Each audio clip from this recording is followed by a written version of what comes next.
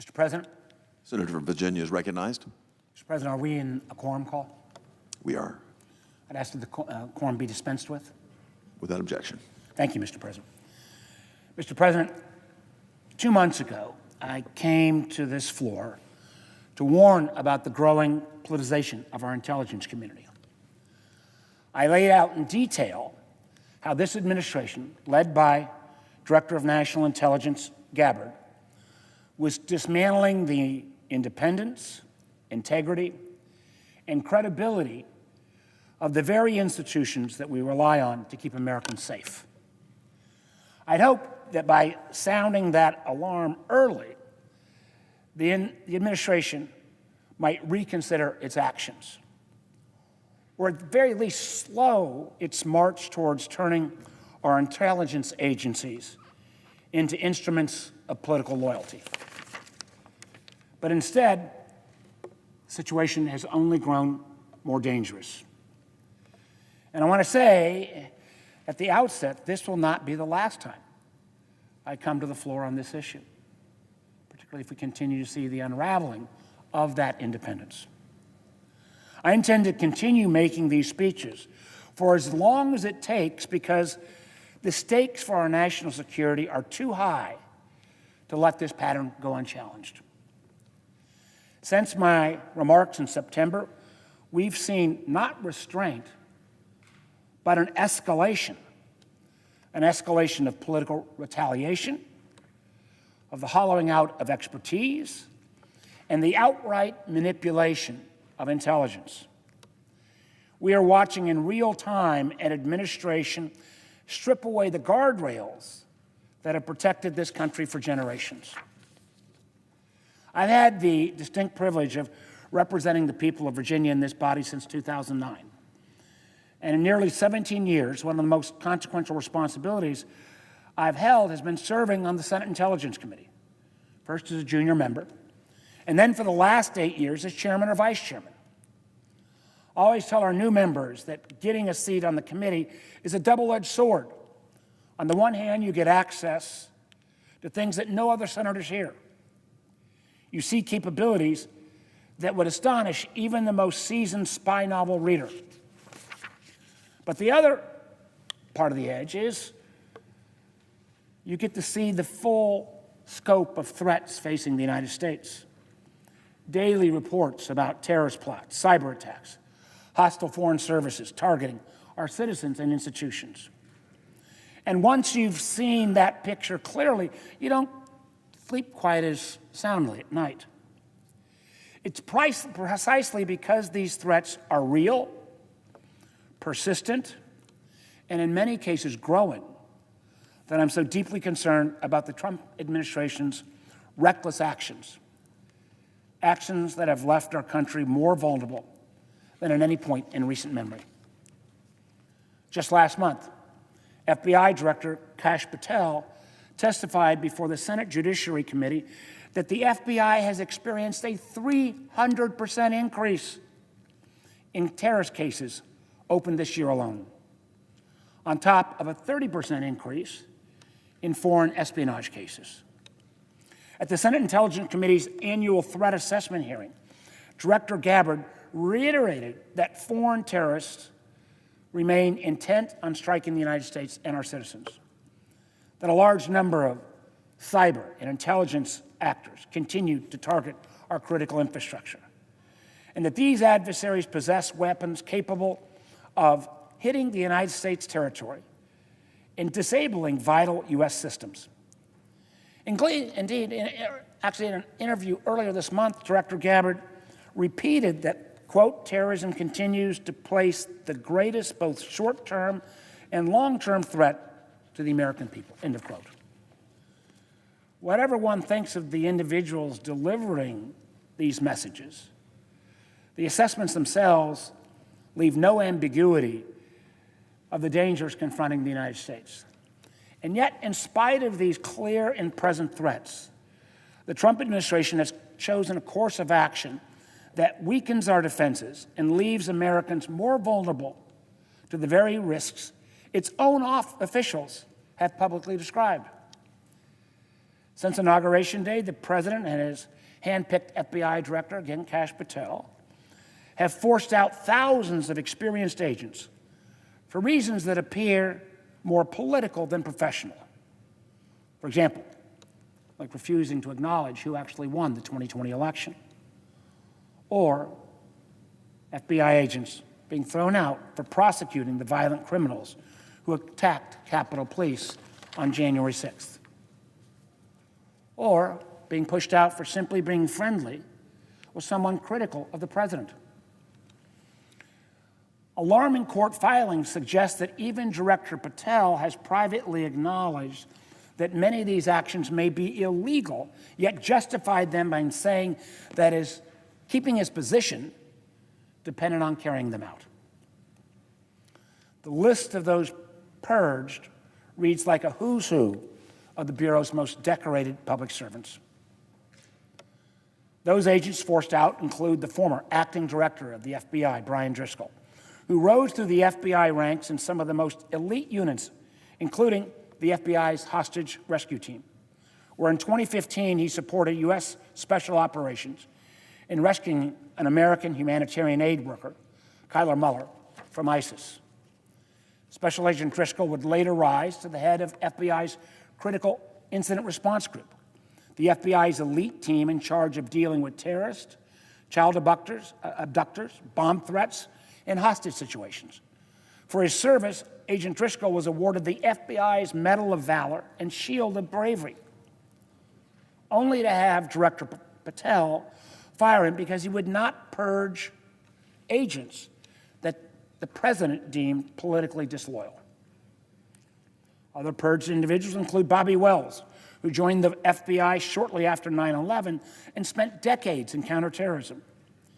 He eventually became the head of the FBI's Counterterrorism Division, leading efforts against al-Qaeda, ISIS, and other global networks. Notably, he helped bring to justice the mastermind of the Kabul International Airport bombing that killed 13 American service members, an accomplishment publicly touted by the president. Yet, the president fired him shortly thereafter.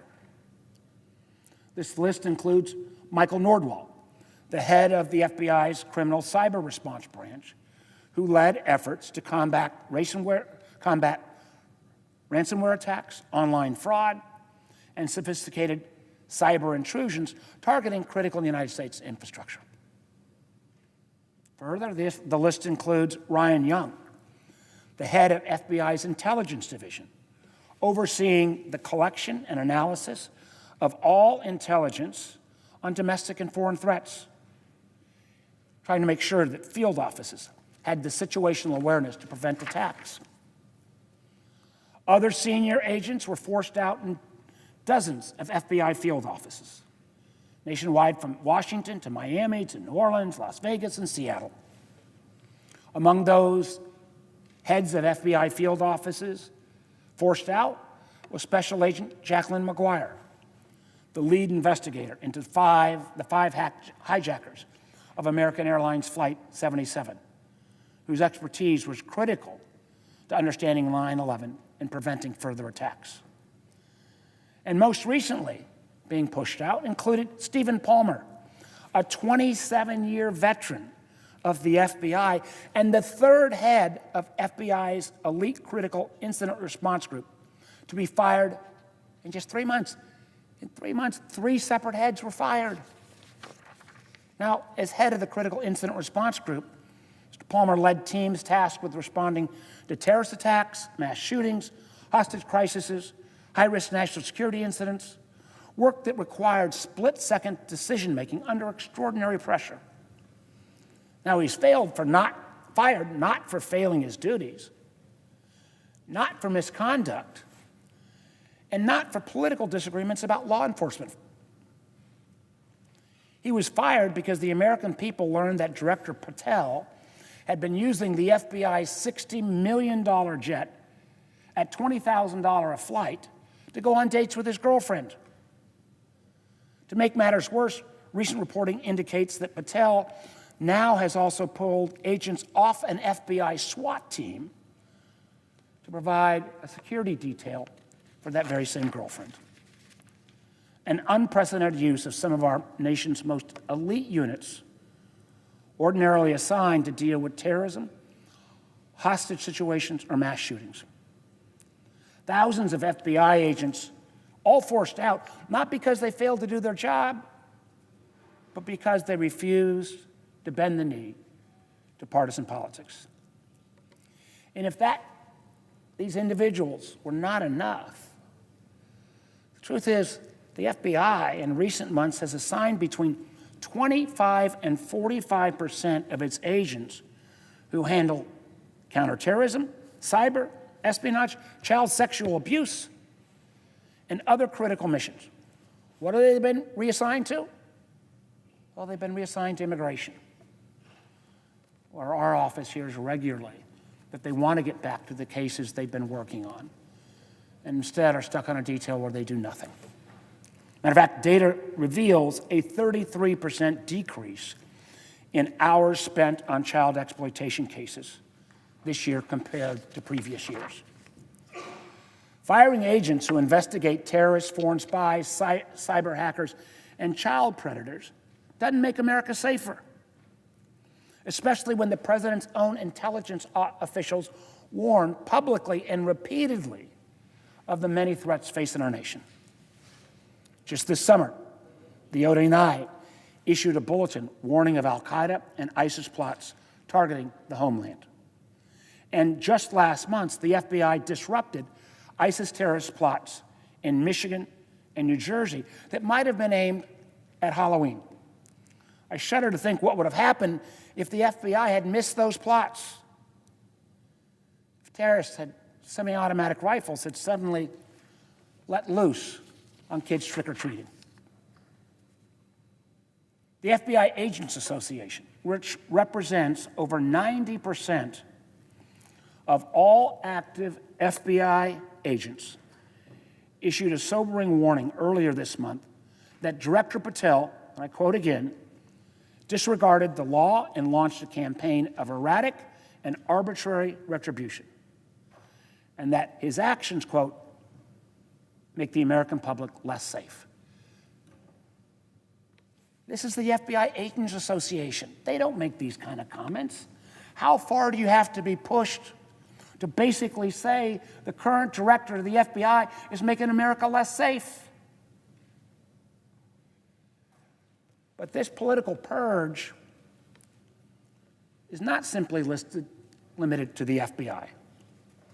Since April, the National Security Agency, the agency in charge of spying on communications of our adversaries, has been without a permanent director or deputy director after President Trump fired General Tim Hawk and his deputy Wendy Noble at the behest of the conspiracy theorist Laura Loomer. Same for the Defense Intelligence Agency, whose director, General Jeff Cruz, was fired after the DIA provided a fact-based assessment that contradicted the president's false televised claims that the United States had obliterated, President Trump's word, obliterated Iran's nuclear program. Now, the pattern of reckless firings has extended to nearly every corner of our national security enterprise. Hundreds of workers who are responsible for maintaining our country's nuclear weapons fired. Staff managing foreign assistance programs, ranging from detention of ISIS terrorists in Syria to air defenses in Ukraine, fired. Hundreds of analysts monitoring China and Russia, fired, including a 29-year veteran of the CIA who supported President Trump's Alaska summit with President Putin, whose undercover identity was publicly and incompetently disclosed by DNI Tulsi Gabbard. More than 1/3 of CISA, the agency established for the absolutely explicit purpose of protecting our critical infrastructure, water, power, and our elections, to prevent those entities from being attacked by cyber tools a third of that agency fired. Even as major cyber attacks hit state and local governments in at least 44 states, including a massive ransomware attack on Nevada's online government systems in August, a ransomware attack in July on local government networks in St. Paul, Minnesota, and a cyber attack on the city systems in Mission, Texas in February.